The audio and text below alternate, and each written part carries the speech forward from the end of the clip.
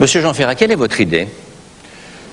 Vous savez, Monsieur Cavada, si j'ai accepté de venir ici ce soir, c'est parce que je suis inquiet. Je pensais que c'était uniquement en raison du fait que vous savez que j'admire énormément votre travail d'auteur. Mais enfin, de toute façon, on est déçus tous les jours. Hein. Oui, j'ai su qu'il y a quelques années déjà que vous m'aimiez bien et que vous aimiez ce que je faisais, mais c'est pas... De quoi avez-vous peur, sérieusement parlant? J'ai peur, et c'est ce que je me disais en écoutant à plusieurs reprises les débats qui ont eu lieu au sujet de ce livre noir, qui fait vraiment voir la vie en noir, qui est une terrible réalité. Mais je me demandais, moi, d'abord, à voir tout ce qu'on a diffusé ce soir dans ces reportages, comment il pouvait y avoir encore des communistes, comment des gens encore pouvaient avoir cet idéal. Et on vous en a montré de jeunes. Vous m'en avez montré, oui. Ça répond un petit peu à ma préoccupation.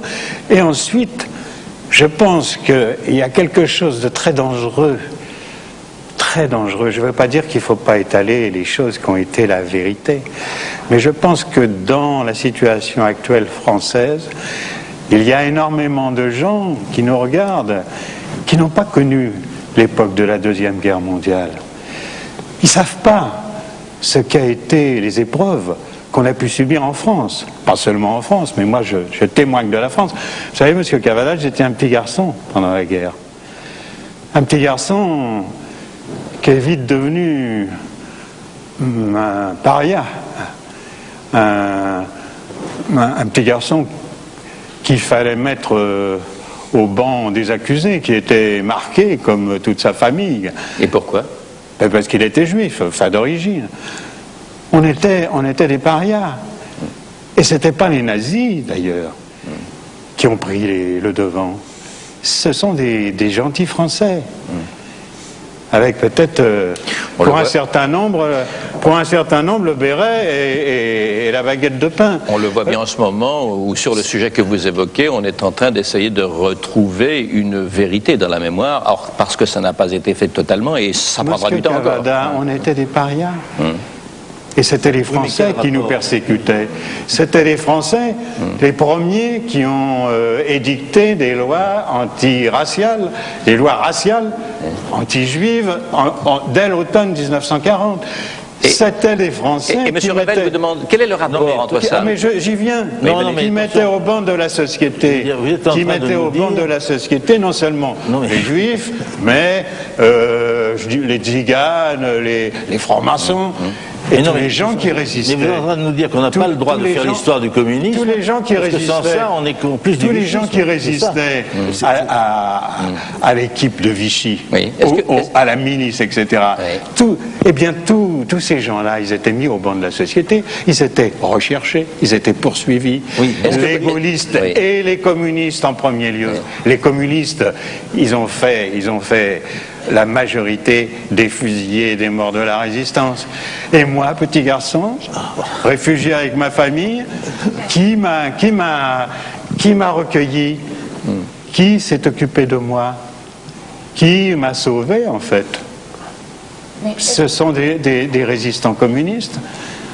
Alors, ma préoccupation et mon souci, c'est qu'il y ait une sorte d'amalgame entre les résistants et les communistes français et tout ce qu'on a vu là, qui s'est passé en Russie, dans l'Union soviétique. Moi, c'est un monde à part. J'ai jamais connu ça. Paola Messana. Non, ce que je voulais dire, c'est que, d'une part, est-ce que ça justifie... Mais ça justifie est-ce que ça justifie qu'on accepte la mise sur pied d'un système? Parce que vous savez parfaitement que Lénine lui-même a pensé l'État policier. C'est-à-dire que l'État n'est pas devenu policier par la suite. Dès le départ, le réseau policier d'infiltration et de surveillance du citoyen par le citoyen a été pensé par Lénine. Ce qui veut dire que dans cette... Non, d'accord, mais rien ne justifie, madame, à mon point de vue, ce qui a été fait par les communistes dans ces pays-là. Rien ne justifie. C'est aussi de ça qu'on est en train de parler. Il n'empêche que la situation en France, j'essaie de dire ça parce que... Moi, je ne veux pas parler de la France, mais moi je parle de la France. Oui, mais moi je suis en train de parler de l'Union soviétique. Excusez-moi, je suis français, je parle de la France. Vous parlerez de tout ce qui s'est passé ailleurs. On l'a vu d'ailleurs. On l'a vu à longueur d'antenne ce qui s'est passé ailleurs. Moi je sais que ce qui s'est passé en France, les communistes français ont été un rempart contre les nazis et leurs valets français, les vichysois qui veulent reprendre. Mais certainement, mais pendant ce temps, les vichysois et alors, qui s'incarne en partie dans l'extrême droite française actuelle. Ça c'est dit, et maintenant on va revenir sur l'interrogation historique et ceux qui veulent y répondre. Alors, je crois que personne, en tout cas ici, ne conteste que les communistes se soient battus dans la résistance à partir d'un certain moment, ça me paraît clair, en tout cas ici. Il y a peut-être des gens à l'extérieur qui le contestent, en tout cas moi je ne le conteste pas. J'ai écrit un livre de 600 pages là-dessus, j'ai écrit de nombreux ouvrages, y compris sur la résistance juive communiste, donc je crois que là, il n'y a pas d'ambiguïté. Ce que je voudrais dire, je voudrais venir sur le fond de votre point, c'est-à-dire, est-ce que par exemple, le travail que nous faisons de mise au clair de la vérité historique peut présenter un danger politique, parce que finalement c'est un peu la question que vous vous posez. Eh ben, je le pense. Ben oui, alors bon,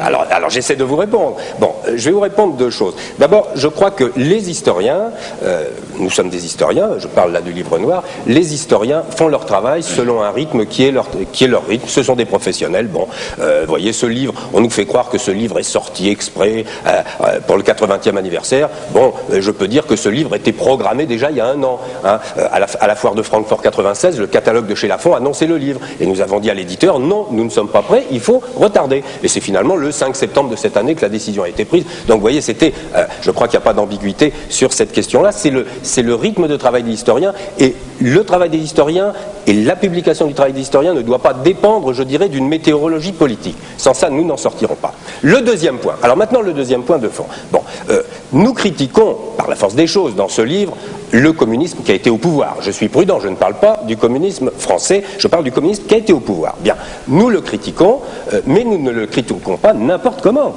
Nous ne sommes pas les seuls à critiquer le communisme au pouvoir. Hitler aussi l'a critiqué, Le Pen aussi le critique.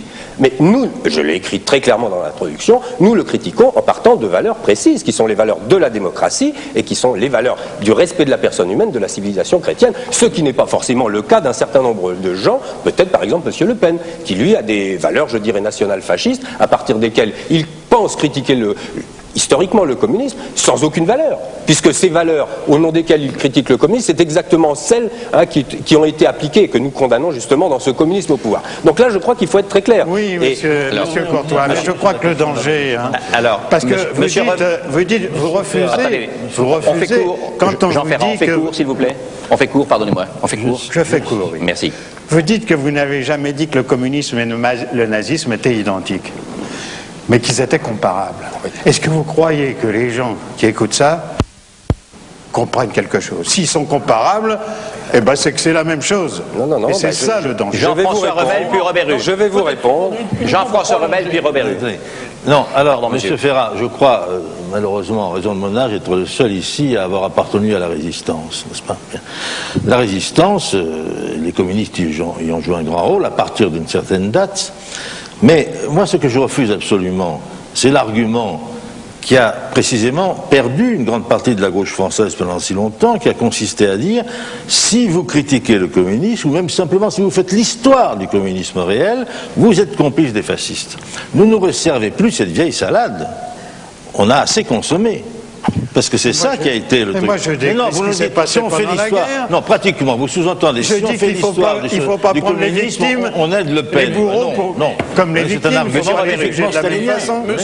Revel, mais Jean Ferrat a totalement raison. Le problème, la gravité de ce qui est fait, avec notamment l'introduction de Monsieur Courtois dans son livre. Parce que je ne dis pas la même chose des auteurs qui sont dans le livre et qui apportent un certain nombre d'éléments tout à fait intéressants. Moi, je suis pour la vérification historique, donc je suis attaché à ce que l'on dise les choses. Mais ce qui est incontestable, vous allez me dire que je ressors une salade un peu confite, mais non, incontestablement, lorsqu'on lit ce qu'écrit M. Courtois, eh bien, il y a l'idée d'une assimilation entre nazisme et communisme. Et que ça conduit à quoi, M. Revel? Ça conduit à banaliser, mais je respecte, vous avez entendu mon propos tout à l'heure, je respecte, vous savez, j'ai porté un jugement radical sur la monstruosité du stalinisme, donc là-dessus il n'y a pas d'ambiguïté. Mais ce que je veux dire, c'est que cette assimilation entre communisme et nazisme banalise en fait le nazisme, qui était une singularité. Vous banalisez Auschwitz, et ça sert quoi aujourd'hui au plan politique?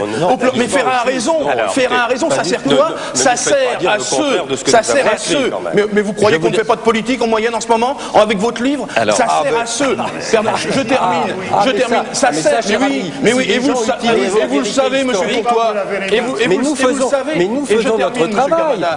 Au-delà de 6 mois, c'est du champ polyphonique, ça n'est pas un débat. Alors, s'il vous plaît, on se calme. Le Parti communiste avait fait son examen de conscience en 1956. Monsieur Courtois. Pourquoi cette passion? Pourquoi cette passion? Et c'est pour ça que j'ai apprécié les propos de Lionel Jospin à l'Assemblée nationale, y compris sur cette question, naturellement. Parce que, en fait, cette banalisation du nazisme, indirectement, elle permet à certains gens de droite, je ne dis pas tous, aujourd'hui, de pouvoir imaginer des passerelles avec l'extrême droite qui se réclame du fascisme, le Front National. C'est ça la vérité. Alors une réponse de M. Courtois, rapide, une réponse de M. Rebel, rapide. Écoutez, je crois que là, il y a une erreur de perspective absolue. Nous avons fait un travail essentiellement axé sur les victimes. Oui, sur les victimes du communisme. Nous avons fait un travail essentiellement axé sur les victimes du communisme. Dans notre esprit et dans nos écrits, il est évidemment absolument hors de question que les victimes du communisme effacent les victimes du nazisme. Enfin, quelque chose. Ça me paraît tout à fait. Mais sur la base de votre travail, et de déclarations comme celle-là, qu'est-ce qui se passe? Pas dans l'histoire, pas dans les archives. Il y a quelques jours, National Hebdo, le journal du Front National, qu'est-ce qu'il dit? Regardez la croix, regardez l'étoile. Il dit à nouveau les Juifs, les communistes, et voilà, vous contribuez à cette banalisation.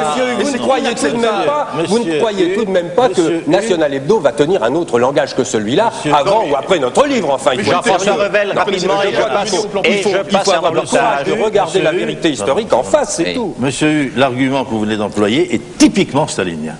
Vous dites que vous êtes... Si, c'est l'amalgame.